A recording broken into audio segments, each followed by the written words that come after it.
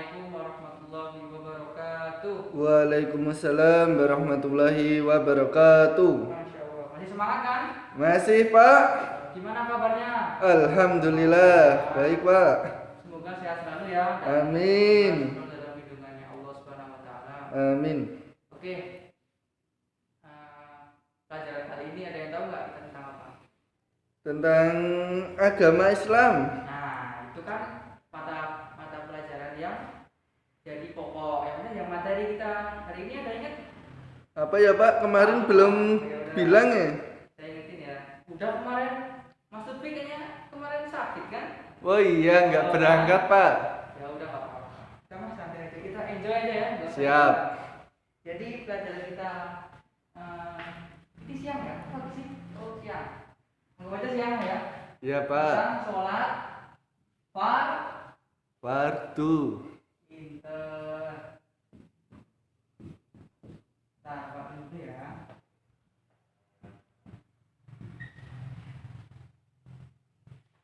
Nah, sebelum kita masuk ke materi, ada yang tahu pengertian sholat fardu itu apa? Sholat fardu.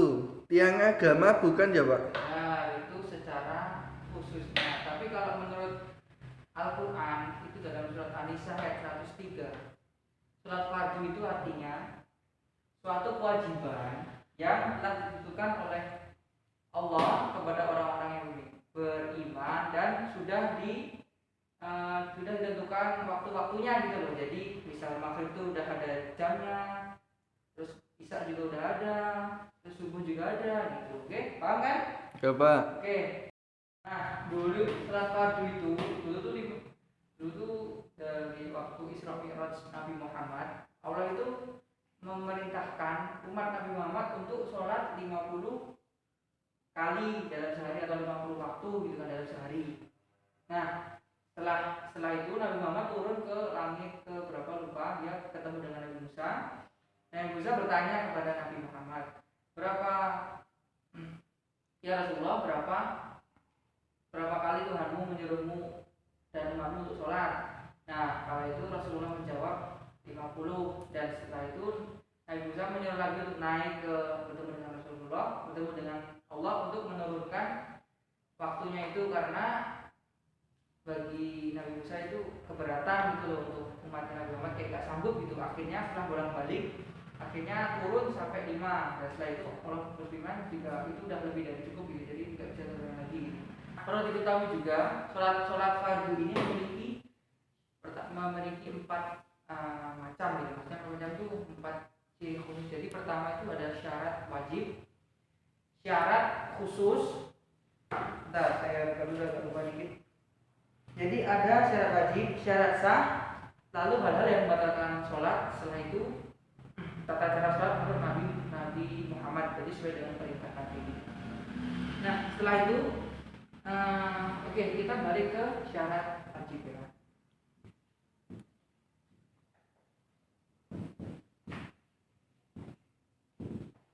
Nah, ada yang tahu nggak syarat wajib itu apa maksudnya? Nggak tahu Pak. Jadi syarat wajib itu adalah sesuatu hal yang menyebabkan seorang muslim itu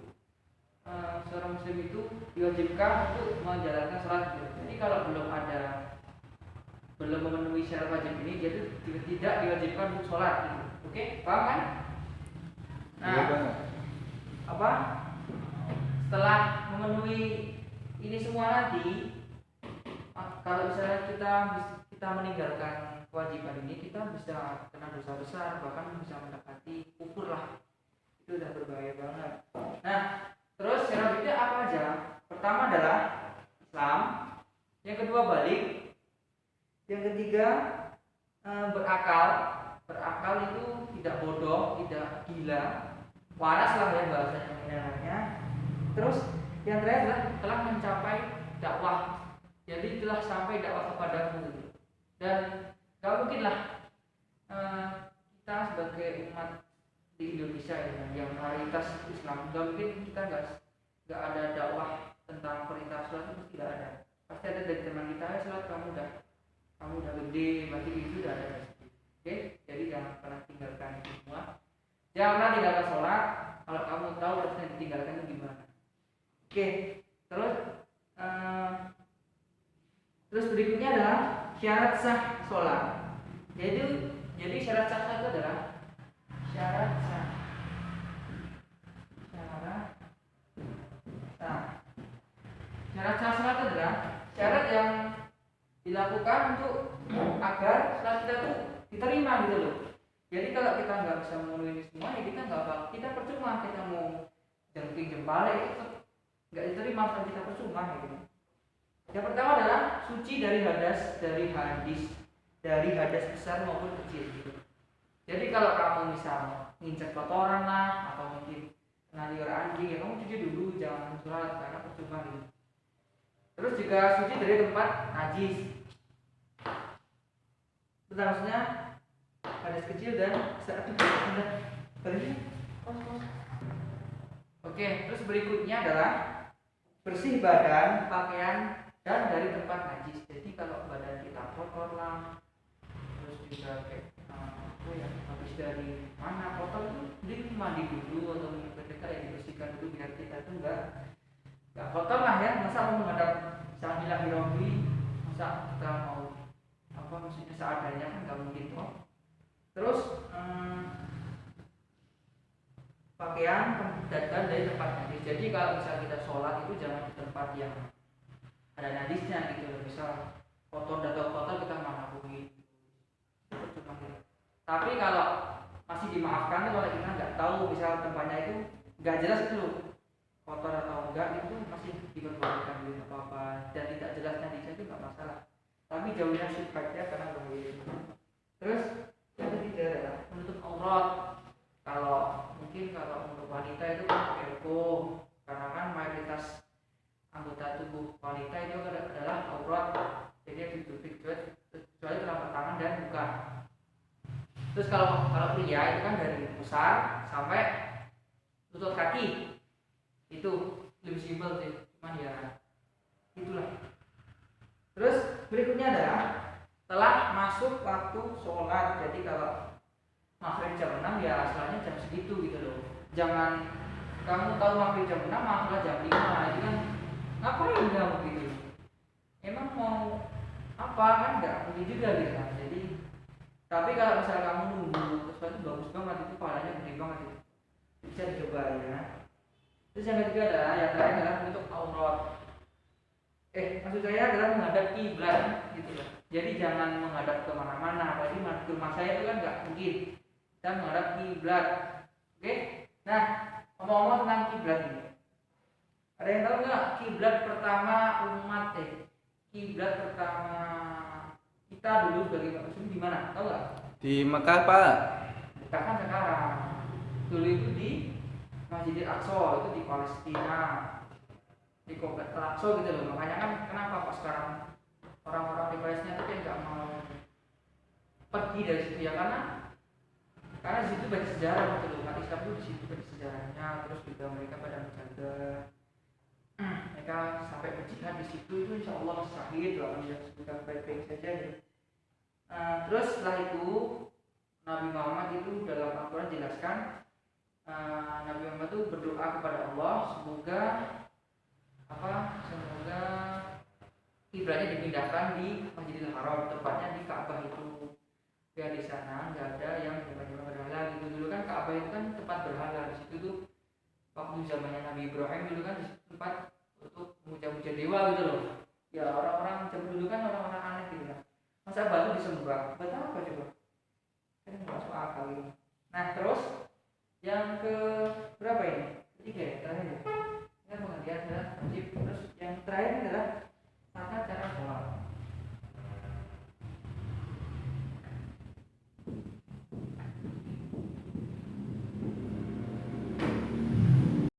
Ini tentang sekarang yang terakhir adalah tentang tata cara sholat. Ya kan? Di kita sebagai umat Islam itu kan, yang namanya khilaf antar ulama itu kan wajar ya kan. Jadi tata cara yang sholat yang Nabi Muhammad perintahkan, yang dikatakan ulama-ulama itu beda-beda di dalam pendapatnya. Nah, tapi kita sebagai umat yang cerdas, kalau ada perbedaan pendapat kita tuh kembalikan ke hadis yang paling kuat gitu loh, hadis yang paling sahih Jadi kalau yang lemah atau yang palsu itu jangan dipakai gitu kan. Itu tuh peluang diterimanya dikit banget gitu loh. Gitu kan? Nah, makanya kan Rasulullah SAW itu bersabda, ketika terjadi permasalahan di dalam agama ini, Islam maksudnya, itu kembalikanlah kepada Al-Quran dan Sunnah gitu. Jadi jangan pakai akal-akalan kita sendiri. Kita kalau mengikuti hawa nafsu kita juga pasti lama-lama kayak nggak masuk akal gitu loh, aneh gitu, nggak bakal terima juga. Yang pertama adalah kita kalau mau sholat itu niat dalam hati dulu, niat dalam hati dan niatkan untuk sholat apa misalnya fardu surat isya lah.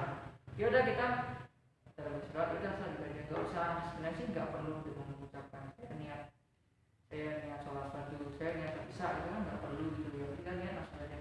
Ibarat kita itu mau makan gitu kan, kita nggak perlu kan saya niat makan agar kenyang, kita nggak juga, kita kalau mau makan juga langsung makan aja gitu loh, ambil nasi centong set makan kenyang tidur gitu doang kan, simple aja. Terus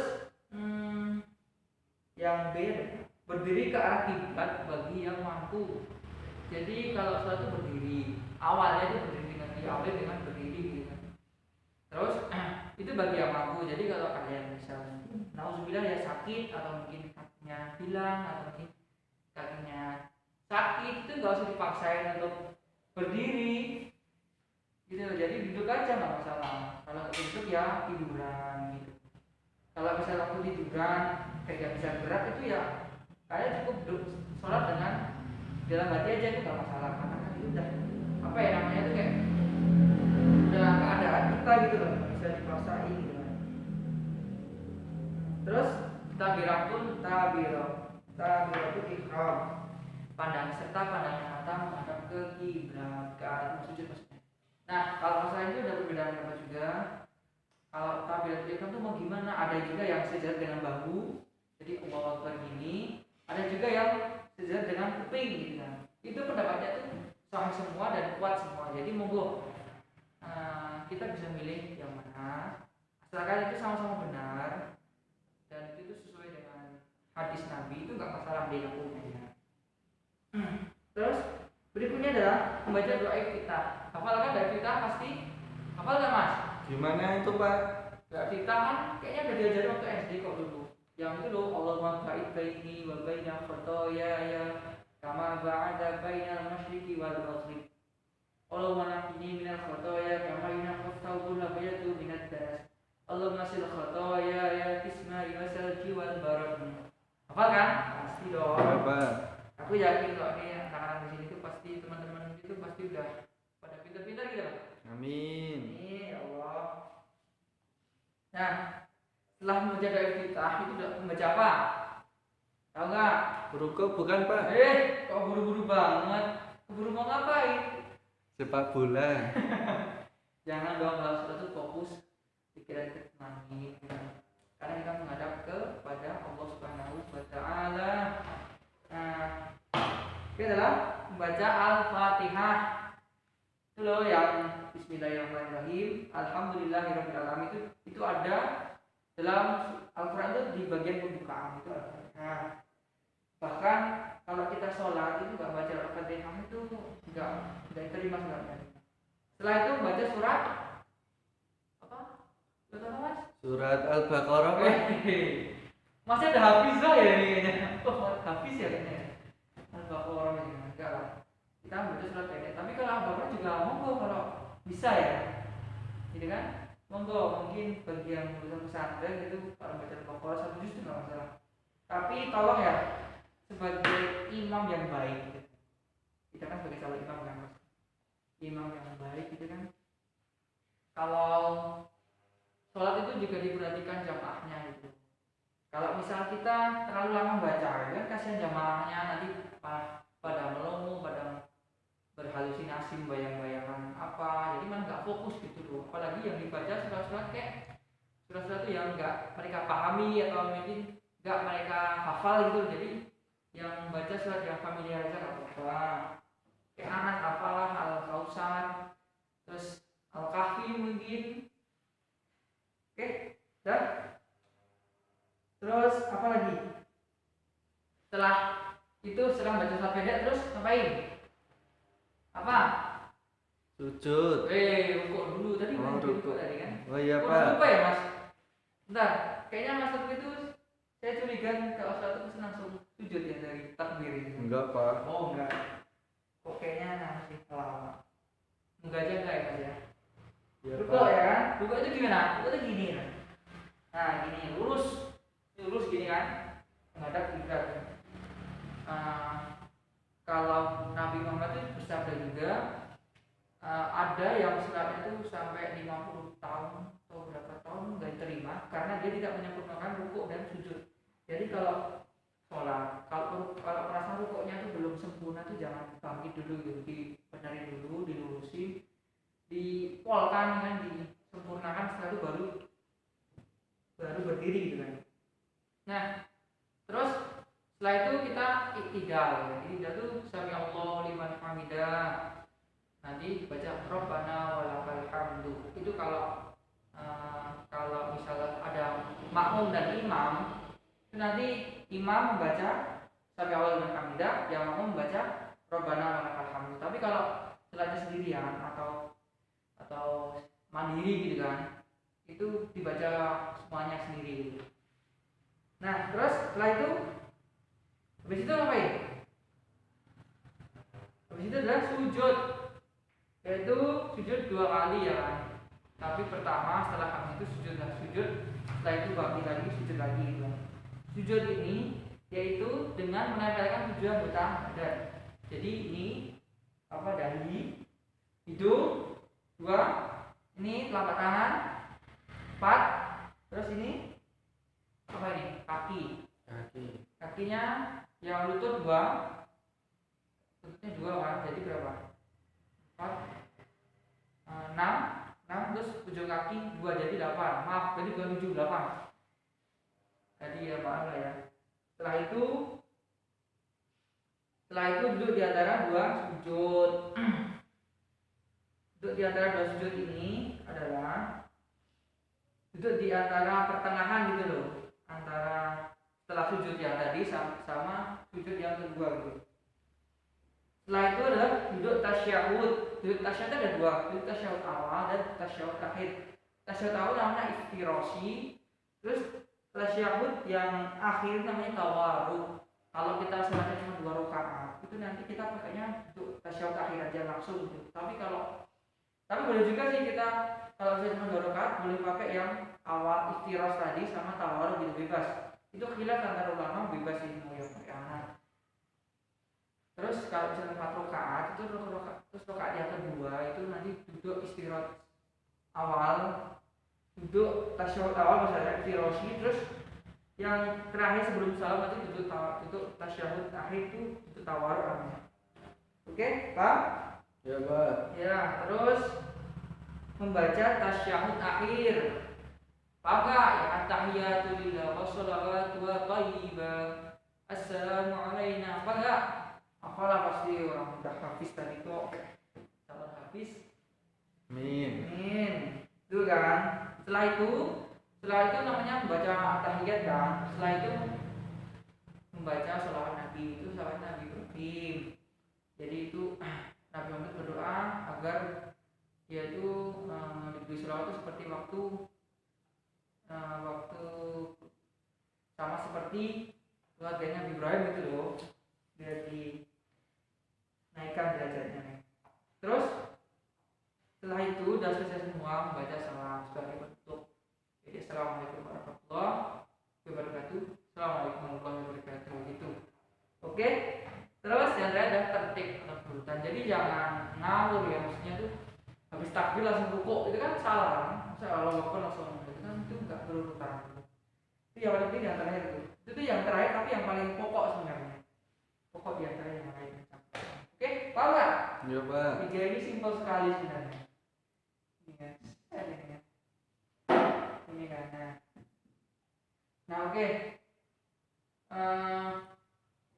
Untuk kan karena ini udah mau habis juga kan, udah jam saya udah mau habis. Jadi untuk pertemuan besok nanti kalau ketua kelasnya masuk ya dibagi kelompok.